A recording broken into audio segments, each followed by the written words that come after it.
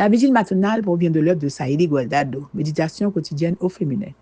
La méditation de ce matin, aujourd'hui, 8 septembre 2025, est tirée de 2 Timothée 3, verset 16.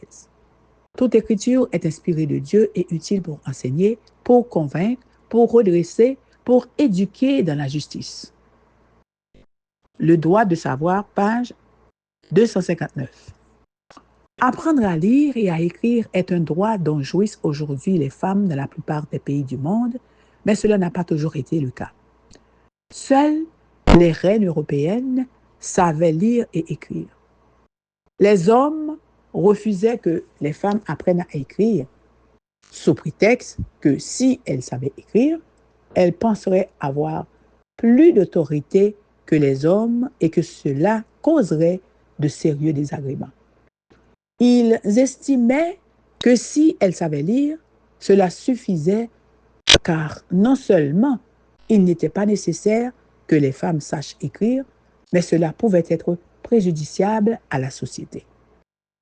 Le jésuite Gaspard Athée pensait que les femmes ne seraient pas capables de gagner leur vie en écrivant et qu'elles ne devaient pas prendre la plume comme les hommes.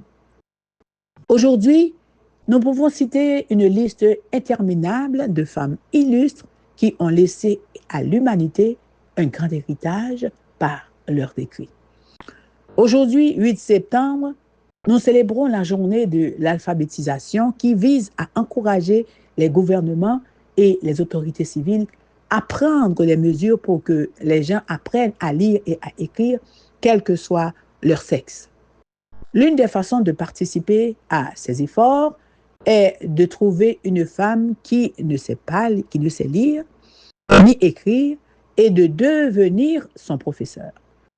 Il y a encore des femmes analphabètes que nous pourrions atteindre avec un message d'espoir et leur donner un cours d'alphabétisation avec la parole de Dieu.